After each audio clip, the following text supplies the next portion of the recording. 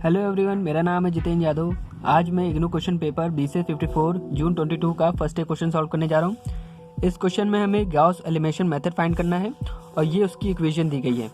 तो मैंने इस क्वेश्चन को वैसे सॉल्व कर लिया है, तो मैंने कैसे सॉल्व किया है वो मैं आपको जल्दी से बता देता हूँ।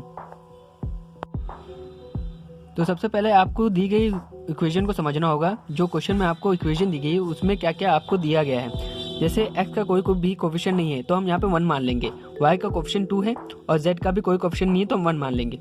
आपको यहाँ पर जो माइनस के साइंस दिए गए हैं उनका भी ध्यान रखना है। जैसे कि अब हमें इसे सबसे पहले इस क्वेश्चन को सबसे पहले मैट्रिक्स में कन्वर्ट करना होगा और उसको रीअरेंज भी करना होगा।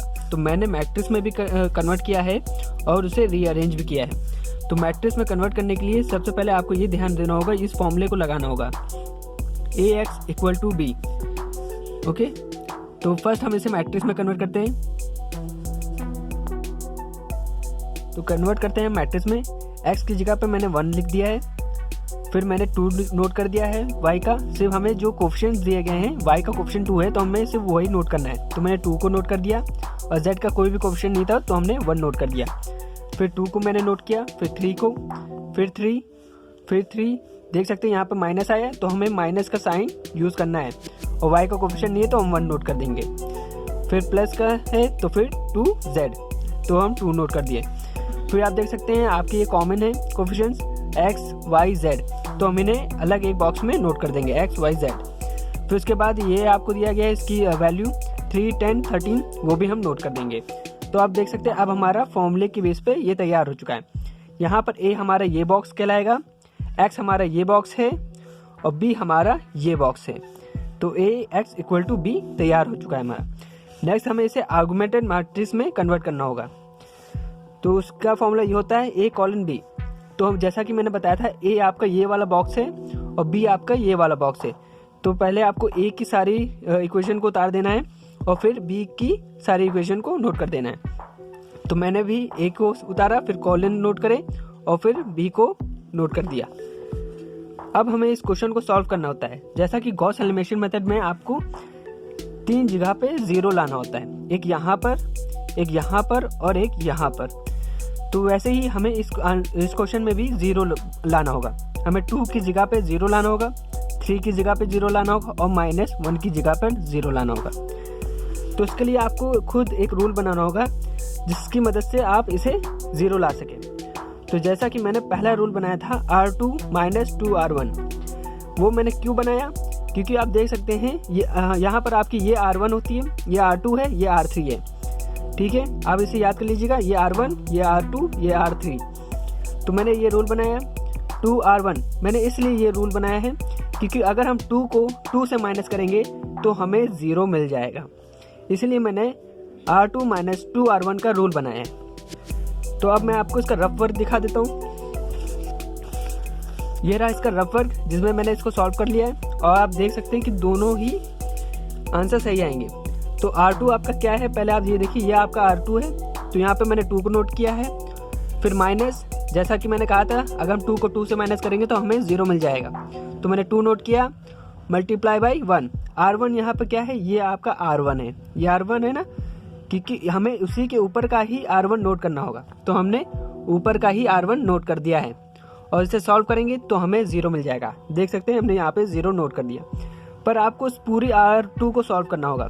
फिर नेक्स्ट देखिए 3 है, फिर मैंने 3 को नोट किया, -2। अब आपको यहाँ पर 0 नहीं लाना है, तो जो आपने रूल बनाया था आपको उसी रूल को रखते जाना है। 2 को मैंने नोट किया, मल्टीप्लाई बाई 2। 2 कहाँ से आया, इसके ऊपर का, ये R1 देख सकते हैं, ये R1 यहाँ पे फॉर्मूले में, तो हम उसी के ऊपर का ही R1 नोट करेंगे। मैंने ऊपर का R1 नोट कर दिया, यहाँ पे सॉल्व किया, -1 देख सकते हैं, -1 आ गया। फिर इसी तरीके से 3 की बारी, अब सॉल्व करा, 2 × 1 आएगा, नोट कर दिया। फिर नेक्स्ट देखते हैं 10 है, सॉल्व करते हैं, 10 - 2, R1 कितना है इसके ऊपर, 3 है R1, नोट कर दिया। सॉल्व करेंगे 4, मैंने नोट कर दिया। अब नेक्स्ट, अब यहाँ पर तो 0 आ चुका है आपका, अब बारी है यहाँ पर 0 की।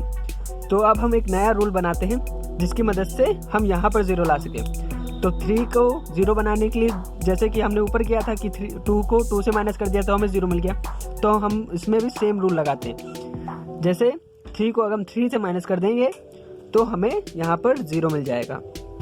चलिए इसका भी रफ वर्क देख लीजिए। तो सबसे पहले क्या है 3 मैंने नोट किया, ये इसका रूल है R3 माइनस 3R1, हम यही इसी रूल से हम सॉल्व करेंगे। तो फर्स्ट 3 है, 3 हमने लिया, रूल हमने 3 जैसा कि हमने सोचा था कि 3 को 3 से माइनस करेंगे तो हमें 0 मिल जाएगा। हमने 3 को नोट किया, R1 कितना है उसके ऊपर, R1 यही नोट करेंगे, R1 ये है 1 है, नोट किया, सॉल्व किया, 0 आया। फिर क्या है नेक्स्ट माइनस का 1 नोट किया, 3 जो रूल में था, R1 कितना है उसके ऊपर 2 है, नोट करिए, सॉल्व किया, माइनस का 7 देख सकते हैं -7।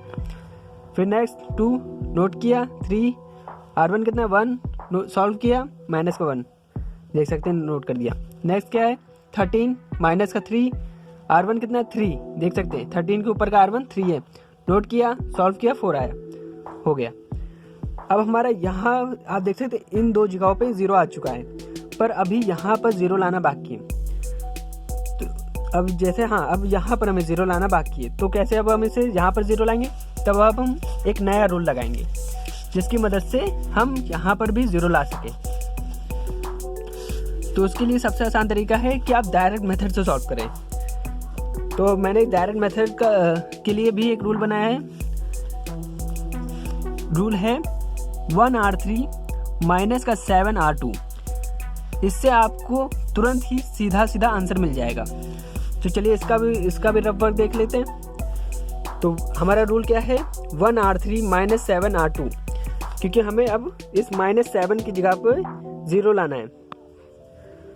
तो स्टार्ट करते हैं। तो सीधा हमने फर्स्ट क्या है आप देख सकते हैं 1 नोट किया, मल्टीप्लाई बाय -7, क्योंकि हमें यहाँ पर 0 लाना है, तो हमने सबसे पहले R2 देख सकते हैं, सॉरी R3, हमारा R3 क्या है 7 है, ये R1 होती या R2 होती या R3, तो -7 नोट कर दिया मैंने नोट कर दिया है। फिर -7 मल्टीप्लाई बाई R2, अब R2 कितना है, R2 आपका -1 है, नोट करेंगे,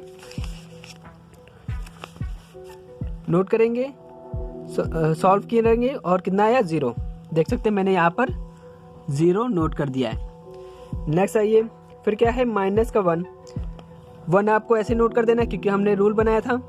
फिर उसके बाद बस हम इन दोनों को ही एक दूसरे से मल्टीप्लाई कर रहे हैं और कुछ भी नहीं है, इन दोनों को एक दूसरे से मल्टीप्लाई करना है और उसके बाद माइनस कर देना है और हमारा आंसर आ रहा है। तो फिर 1 फिर मल्टीप्लाई बाई माइनस का 1 -7 मल्टीप्लाई बाई 1 उसी के ऊपर का 1 सॉल्व किया, -8 आया, देख सकते हैं -8 मैंने नोट कर दिया। फिर नेक्स्ट क्या है 4, फिर -7 फिर ऊपर R2 कितना है 4 सॉल्व किया, माइनस का 24 आपका 24 आ गया। अब नेक्स्ट हमें इसका XYZ निकालना होगा, तो हमें इसे इक्वेशन की तरह ही नोट करना होगा। अब हमारी इक्वेशन यहाँ पे आधी कंप्लीट हो चुकी है, अब थोड़ा और बाकी है। तो जैसा कि आपकी इक्वेशन दी गई थी, जैसा कि आपका क्वेश्चन था, उसी तरीके से इसे कुछ नोट करना है। तो हमारा Z क्या है आप देख सकते हैं माइनस का 8 है, तो हम ऐसे नोट करेंगे माइनस का 8 Z इक्वल टू माइनस का 24। फिर इसे Y मान लीजिए, सॉरी इसे Y कहें। फिर माइनस का 1 है, फिर 1 फिर 4, तो माइनस का Y आपको 1 नहीं नोट करना है, सिर्फ आपको Y नोट कर देना है क्योंकि हमने माना था ना, इसलिए। तो 1 फिर प्लस, क्योंकि यहाँ देखिए यहाँ प्लस का है, जो निशान आपके लगे जो साइंस है आपको वैसे ही नोट करना है। यहाँ पॉजिटिव है, पॉजिटिव का 1 है, या नेगेटिव का है तो आपको नेगेटिव का Y लिखना ही होगा। फिर उसके बाद इक्वल टू 4 नोट कर दिया, फिर ऊपर 1 की जगह X 2Y प्लस का होगा, फिर प्लस का Z इक्वल टू 3। अब इसे सॉल्व करते हैं। सबसे पहले हम Z को निकालते हैं, Z को फाइंड करते हैं। तो हम इसे नोट कर दिया है, तो सीधी सा सिंपल सा रूल है, आप 8 को नीचे ले जाएंगे, सॉल्व करेंगे 3 आ जाएगा। तो हमारा Z निकल आया है 3। अब Z 3 निकल आया है, तो अब हमें इस Z की वैल्यू को यहाँ पर जो Z दिया गया है यहाँ पर हम रखेंगे। तो नेगेटिव का Y प्लस वैल्यू Z की कितनी आई थी 3, जो कि यहाँ पर खाली था तो हमने 3 को नोट किया। फिर उसके बाद हम इसे ये 3 है उस तरफ जाएगा, पॉजिटिव का नेगेटिव का हो जाएगा, सॉल्व करेंगे 1 आएगा, नेगेटिव का साइन है उस तरफ जाएगा, माइनस का 1 आपका आ जाएगा। अब हमारा y भी आ चुका है माइनस का 1। अब हमें x बाकी है, तो x का ये हम इक्वेशन थी उसी के ऊपर हम रखेंगे। हमारे पास z और y की वैल्यू आ चुकी है, तो देख सकते हैं यहाँ पर 2y है प्लस z है, तो 2y, y कितना है -1, z 3 था। सॉल्व करते हैं तो 2 को इससे करेंगे, ये माइनस का है, प्लस माइनस माइनस हो जाएगा, फिर +3 = 3। ये पूरी इक्वेशन -2 + 3 उस तरफ जाएगी, तो 3 इधर रहेगा, ये वाला 3 यहीं पर रहेगा और ये इक्वेशन उधर जाएगी, तो ये नेगेटिव का है पॉजिटिव में आ जाएगा, प्लस का साइन चेंज हो जाएगा, और ये पॉजिटिव का है ये नेगेटिव में हो जाएगा। सॉल्व करेंगे आपको 2 मिलेगा। आपका x, y और z फाइंड हो चुके हैं और यहीं पर ये क्वेश्चन कंप्लीट हो जाता है आपका। नेक्स्ट वीडियो में आपको BCS 54 का दिसंबर 20 का फर्स्ट बी क्वेश्चन सॉल्व करेंगे। इस क्वेश्चन में गॉस एलिमिनेशन मेथड फाइंड करना है, इस इक्वेशन को भी रीअरेंज करना होगा और मैट्रिक्स फॉर्म में कन्वर्ट करना होगा। मुझे पूरी उम्मीद है ये वीडियो आपको पसंद आया होगा, तो इस वीडियो को लाइक कीजिए, शेयर कीजिए अपने फ्रेंड्स के साथ और सब्सक्राइब करके हमें सपोर्ट कीजिए। थैंक्स फॉर वॉचिंग, फिर मुलाकात होगी।